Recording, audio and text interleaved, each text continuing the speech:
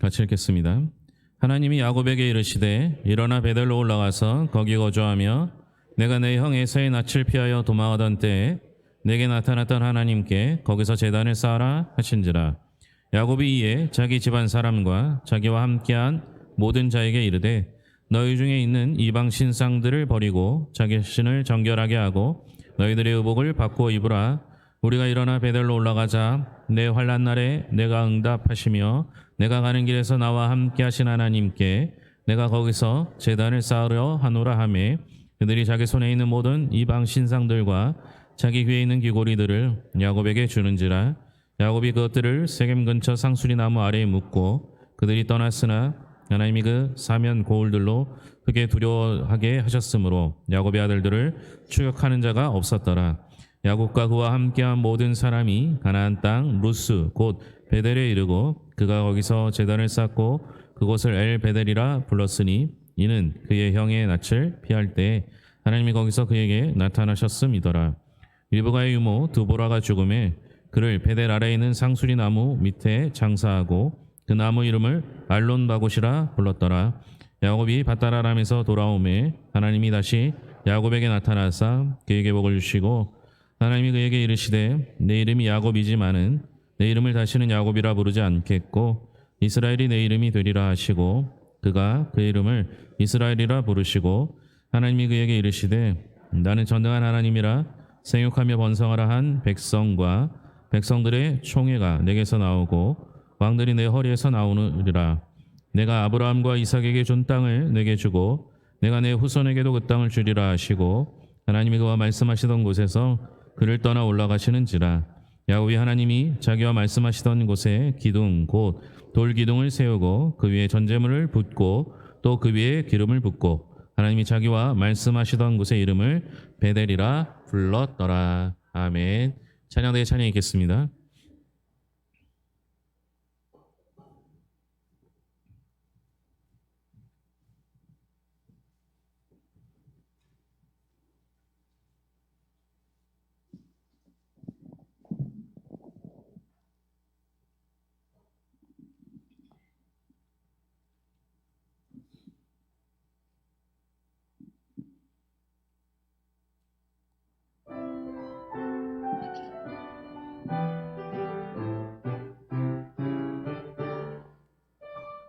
가만히 바라만 보아도 너무 예뻐 웃음이 나 세상에서 가장 소중한 너의 하얀 미소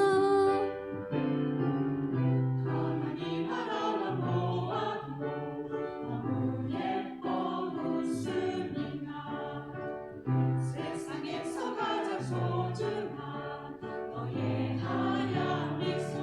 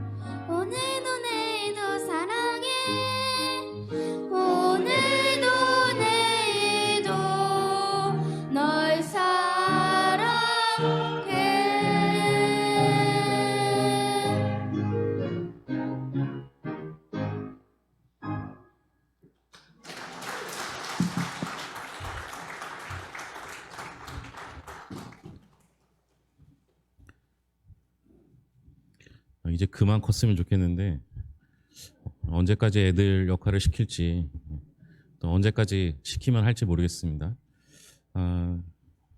우리 교회도 우리 애들이 자라난 만큼 노쇠화되는 것 같아요. 요즘 그 아동부가 계속 줄고 있습니다. 그러니까 여러분들 그 주변에 그 빨리빨리 애를 더 낳으셔서 유치부와 아동부를 좀 키워야 될 것 같은데 가능하신 분들은 한번 오늘 기도해 보셨으면 좋겠습니다. 네. 우리가 더 날 수도 없고 참 애매합니다. 그죠? 옆 사람과 인사하겠습니다. 당신은 꽃입니다. 네. 네, 오해할 수도 있으니까 당신은 꽃처럼 아름답습니다.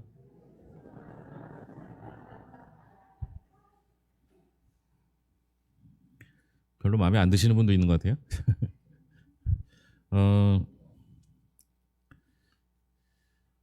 지난주에 함께 나눴던 말씀 중에 야곱을 이스라엘로 이름을 바꿔 부르신 것에 대한 이야기를 나누었었습니다.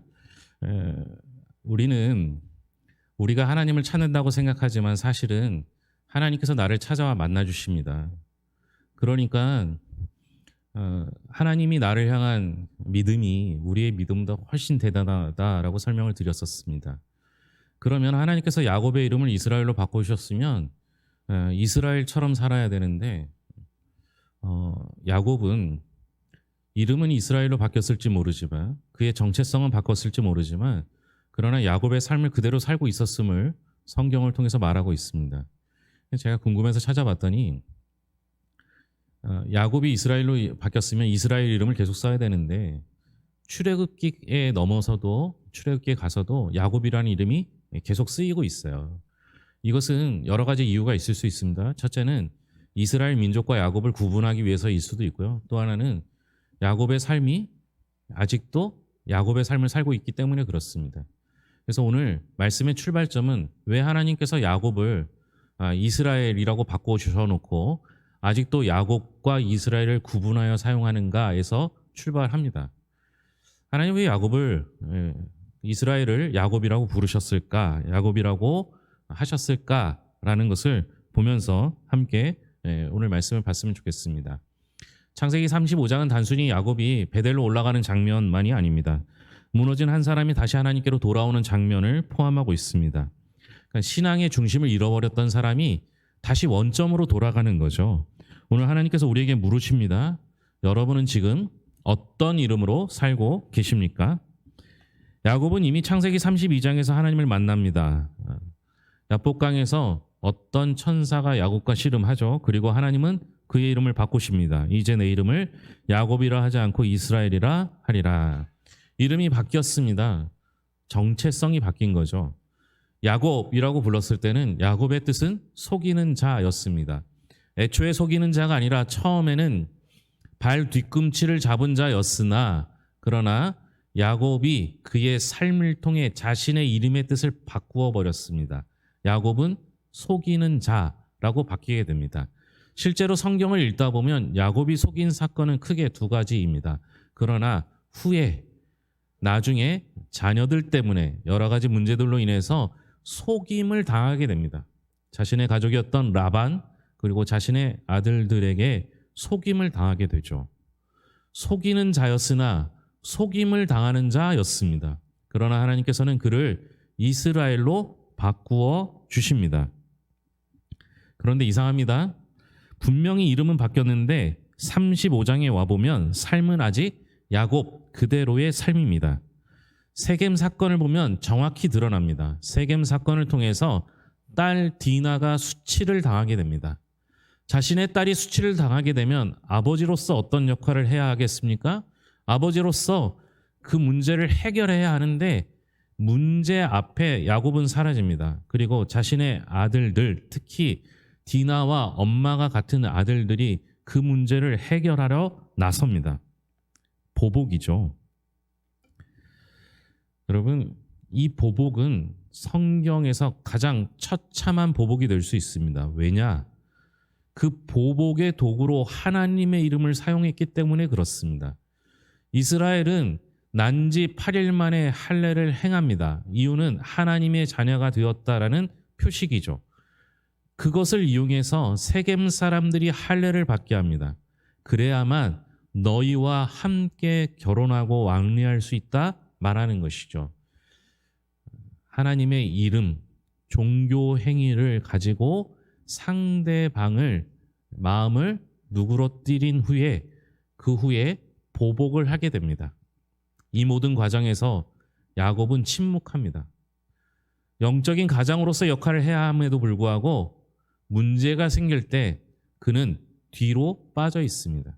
결국 보복 사건이 일어난 후에야 야곱이 아들들을 부르고 이야기합니다. 주변 사람들이 나를 치면 어떡하냐. 야곱은 하나님, 자신의 자녀들, 가족들의 안위는 상관없었습니다.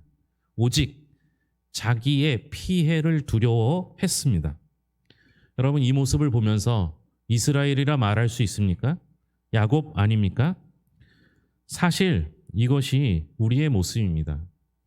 우리는 예수를 믿고 새 사람이 되었습니다. 그리스도로 옷 입었습니다. 구원받은 하나님의 자녀입니다. 이미 우리의 이름은 바뀌었습니다. 그런데 삶을 보면 어떻습니까? 교회는 다니는데 염려는 세상 사람보다 더 많이 합니다. 하나님을 믿는다고 말하지만 중요한 결정 앞에서는 결국 계산부터 합니다. 입으로는 하나님이 함께 하신다고 말하지만 마음은 여전히 돈과 환경과 사람을 붙들고 살고 있습니다. 여러분, 이것이 바로 이스라엘이라는 이름을 가진 야곱과 같은 삶입니다. 그런데 놀라운 것은요, 하나님은 야곱을 포기하지 않으셨다라는 겁니다. 세겜에서 무너진 야곱에게 하나님이 먼저 찾아오십니다. 그리고 말씀하시죠. 1절입니다. 같이 읽겠습니다. 하나님이 야곱에게 이르시되 일어나 베델로 올라가서 거기 거주하며 내가 내 형 에사의 낯을 피하여 도망하던 때에 내게 나타났던 하나님께 거기서 제단을 쌓으라 하신지라. 일어나라, 베델로 올라가라, 거기서 거주하라, 제단을 쌓으라. 제가 동사를 너무 좋아해요. 이 네 가지 동사가 오늘 말씀의 핵심입니다. 하나님께서는 야곱이 무너질 수 있는 상황에서 자기 자신만 바라보고 있을 때 직접 찾아와 만나주시고 그에게 네 가지 명령어를 주십니다. 여러분, 이 네 가지 명령은요, 단순한 이동 명령이 아닙니다. 무너진 인생을 회복시키시는 하나님 나라의 초청입니다. 먼저 일어나라입니다. 이것은 단순히 몸을 세우라는 말이 아닙니다. 영적으로 깨어나라라는 것입니다. 야곱은 지금 두려움 속에 멈춰 있습니다. 아무것도 못하고 있죠. 그런데 하나님께서 말씀하십니다. 거기 주저앉아 있지 말고 일어나라입니다. 성도 여러분, 혹시 지금 영적으로 멈춰 있지는 않습니까? 기도가 멈추고 말씀이 멀어지고 예배가 형식이 되어버리지는 않았습니까? 하나님은 오늘도 말씀하십니다. 일어나라. 실패했다고 끝난 것이 아닙니다. 넘어졌다고 버려진 것이 아닙니다. 하나님은 다시 찾아오셔서 다시 시작하게 하십니다. 두 번째로 베델로 올라가라입니다. 베델은 야곱이 처음 하나님을 만난 자리였죠. 도망자였던 야곱이 돌베개를 베고 자다가 하늘이 열린 것을 보았던 장소입니다. 그 자리에 하나님은 약속하셨습니다. 내가 너와 함께 하리라. 그런데 야곱은 그 은혜를 경험하고도 베델에 머물지 않고 세겜에 머물러 있었습니다. 왜 그럴까요? 세겜이 더 편하고 좋아 보였기 때문입니다. 더 안정적이었기 때문입니다. 평지는 살기 좋습니다. 경제가 있고 교류가 있습니다. 하지만 문제는 무엇입니까? 편안함 속에서 영혼이 잠들기 시작한 겁니다. 오늘날도 마찬가지죠. 세상은 우리에게 말합니다. 편하게 살아라. 적당히 타협하라. 굳이 그렇게까지 신앙생활할 필요가 있느냐? 그런데 하나님께서 말씀하시죠. 올라가라. 편한 자리에서 거룩한 자리로 올라가라 라고 말씀하시는 것입니다. 야곱은 베델로 가기 전에 가족들에게 이렇게 말합니다. 2절입니다. 야곱이 이에 자기 집안 사람과 자기와 함께한 모든 자에게 이르되 너희 중에 있는 이방 신상들을 버리고 자신을 정결하게 하고 너희들의 의복을 바꾸어 입으라. 여기서 중요한 건 베델로 올라가기 전에 먼저 버렸다라는 겁니다. 오늘 말씀의 3, 4절에 보면요. 야곱이 가족들에게 함께하는 자들에게 우상을 버리라라고 말했더니 어떤 일이 벌어집니까? 예? 우상을 모든 사람이 우상과 귀고리를 버렸다는 거예요. 무슨 말이에요? 다 가지고 있었다는 거예요. 다. 여러분 야곱이 라반의 집에서 세겜을 거쳐 이제 베델로 가게 되는데요. 그 과정이 시간상 길지 모르지만 그러나 머문 시간으로 따지면 그렇게 오래되지 않습니다. 계속 이동했던 거죠. 이동하는 중간에 누가 시키지 않아도 말하지 않아도 우상은 저절로 만들어 온 겁니다. 여러분 이게 무엇을 말합니까? 우리는요 매일매일 자신을 점검하지 않으면요 내 속에 우상이 쌓아져 갑니다. 누가 시키지 않아도요 우상을 만듭니다. 그러니 여러분 매일매일 자신을 점검하셔야 됩니다. 그렇지 않으면 계속 우상은 쌓여갑니다. 새로운 은혜를 원하십니까? 버리는 것부터 시작하셔야 합니다. 이 장면을 잘 보여주는 책이 있죠. 내려놓음이라는 책입니다. 요새는 교회뿐만 아니라 일반 세상 속에서도 내려놓는다라는 말을 잘 씁니다. 거기서 말하는 내려놓음 다 거짓말입니다. 여러분 요새 정치인들이요 자기가 내려놨다고 말해요. 뭘 내려놨는지 모르겠어요. 결국 자신의 이득을 내려놨다는 건데요. 권력은 내려놓지 않습니다. 다 똑같아요. 색깔과 상관없이. 이 내려놓음을 유행시키는 분은 그 내려놓음이라는 책을 쓴 이용규 선교사님입니다. 이분이 몽골 선교사로 갔는데요. 자기가 선교사로 살면서 하나님의 뜻을 구하고 하나님의 뜻대로 사는 것 같지만 시간이 지나면서 어떤 걸 느꼈냐. 선교사임에도 불구하고 계산하고 따지고 내일을 계획하고 하는 모든 과정 속에서 스스로 했다는 걸 느끼게 됩니다. 여러분 우리는요. 계획하고 예측하고 하는 걸 당연하다고 여깁니다. 물론 그래야 하겠죠. 저도 예측 가능한 걸 너무너무 좋아합니다. 그래서 우리 교회 예배 시간은 정확하게 끝납니다. 8시 예배는 8시 25분, 9시 예배는 10시 5분, 11시 예배는 11시 45분에서 50분 사이에 반드시 끝납니다. 왜냐? 예측 가능해야 되잖아요. 점심 약속해도 얼마든지 제 시간 안에 도착하도록 제가 그렇게 끝내드리는 겁니다. 알고 계셨습니까? 예측 가능한 게 너무 좋아요. 그런데 문제는 이렇게 하다 보면 어떤 일이 생겨요? 자꾸 불안해합니다. 어떻게 될지 모르니까 내일 누군가 오기로 했는데 준비되어 있지 않으면 선교사님이 선교팀들이 들어오는데 계획이 진행이 안 되면 무언가 자꾸 어긋나는 일이 생기면 불안해지기 시작하는 거예요. 그때 하나님께서 깨닫게 해주셨습니다. 내려놓아야 나를 신뢰할 수 있다. 성도 여러분, 야곱도 마찬가지였습니다. 베델의 하나님을 알았지만 실제로는 세겜의 안정에 기대어 살았습니다. 그래서 하나님은 말씀하시는 거죠. 버리고 올라오라. 우리도 오늘날 버려야 할 것들이 있습니다. 어떤 사람에겐 돈일 거고 어떤 사람에게는 인정 욕구일 겁니다. 어떤 사람은 자기 자존심이고 어떤 사람은 세상 방식입니다. 여러분 분명히 기억하셔야 합니다. 버림 없이 새로움은 없습니다. 세겜을 붙잡고 베델로 갈 수는 없는 것이죠. 하나님은 또 야곱에게 말씀하십니다. 거기 거주하라. 이 말은 중요합니다. 가서 베델에 제단을 쌓고 예배만 드리고 오라. 이렇게 하지 않으신 겁니다. 거기 살아라 라고 하십니다. 오해하시면 안 됩니다. 교회에서 살아라 라고 하는 거 아닙니다. 교회에서 사는 사람은 저 하나로 충분합니다. 여러분 여기서 말하는 건 주님 안에 거하라 라는 말로 이해하시면 됩니다. 오늘날 많은 성도들이 하나님을 방문은 합니다. 주일날 잠깐 하나님을 찾습니다. 문제 있을 때만 기도합니다. 그런데 삶의 중심은 여전히 세겜입니다. 하나님의 임재 연습이라는 책에서 노렌스 신부가 있습니다. 이분은 신부인데 주 업무가 주방 일입니다. 제가 신부님들을 잘은 모르지만 신부님들은 자기가 맡은 일이 있어요.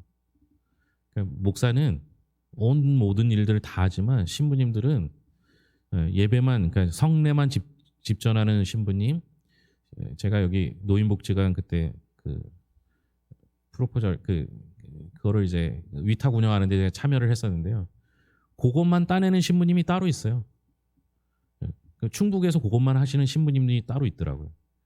제가 일부 예배 때도 말씀드렸지만 책에서 읽어보니까 와인만 담그는 신부님이 있더라고요.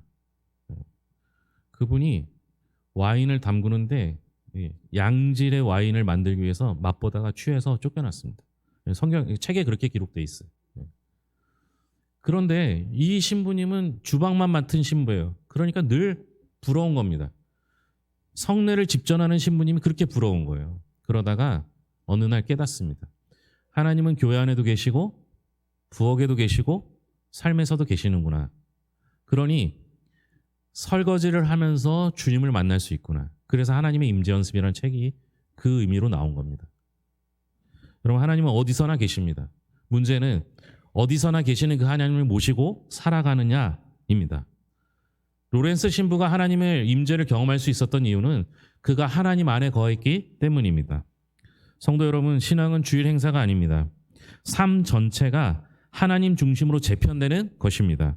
가정에서도 직장에서도 관계 속에서도 나는 하나님과 함께 사는 사람이다. 이것이 베델에 거주하는 삶인 거죠. 여러분, 주일날 여러분 교회에 얼마나 머무십니까? 많이 머물어야 한 5시간 머무는 거 아닙니까? 그걸로 충분하다고 생각하십니까? 여러분, 그걸로 그리스도인의 삶을 다했다고 생각하십니까? 주일로만 따져도 일주일에 하루일 뿐입니다. 7분의 1이죠. 7분의 6의 삶이 우리를 결정합니다. 여러분들이 속이는 삶을 살았다면 야곱이 되는 겁니다. 그러나 우리가 진짜 그리스도인으로 살려면 교회 안에서보다 교회 밖에서가 훨씬 더 중요합니다. 그 삶을 통해서 그리스도의 향기와 편지가 되어야 할 것입니다. 베델에 올라오는 야곱에게 하나님은 다시 말씀하시죠. 10절입니다. 하나님이 그에게 이르시되 내 이름이 야곱이지만은 내 이름을 다시는 야곱이라 부르지 않겠고 이스라엘이 내 이름이 되리라 하시고 그가 그의 이름이 이스라엘이라 부르시고.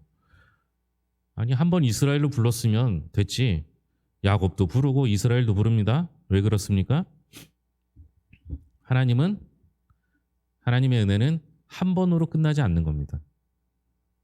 이스라엘이 될 때까지 하나님께서는 반복적으로 은혜를 주십니다.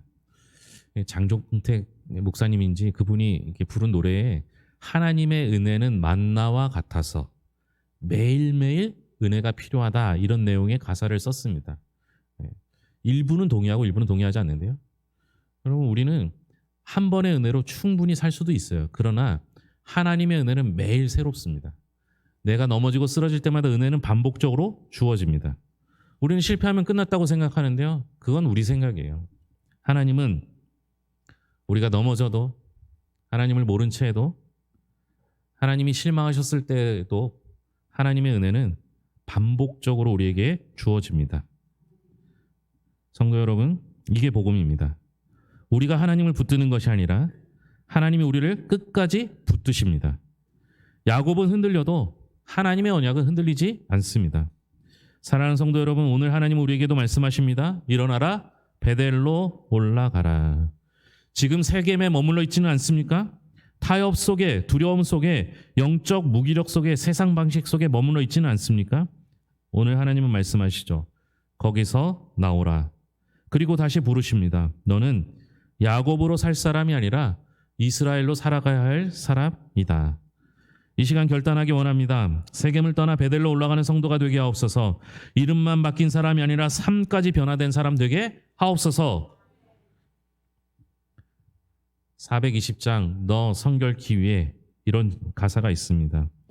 너 성결케 위해 늘 기도하며, 너 주 안에 있어 늘 성경 보고 기도하고 찬양하는 삶, 성결한 삶을 요구하고 있습니다. 자신의 세겜을 내려놓고 다시 베델로 올라가는 은혜가 있기를 축복합니다. 기도하겠습니다. 하나님 아버지, 감사합니다. 이제 우리는 그리스도인, 예수 믿는 사람이라 불리고 있습니다. 그에 걸맞는 삶을 살게 하여 주시옵소서. 겉으로 믿는 척이 아니라 내 안에 예수께서 살아계셔서 무엇을 하든 예수님 중심의 삶이 되게 하여 주시옵소서. 늘 함께 하심을 감사드리며 예수님의 이름으로 기도합니다. 아멘.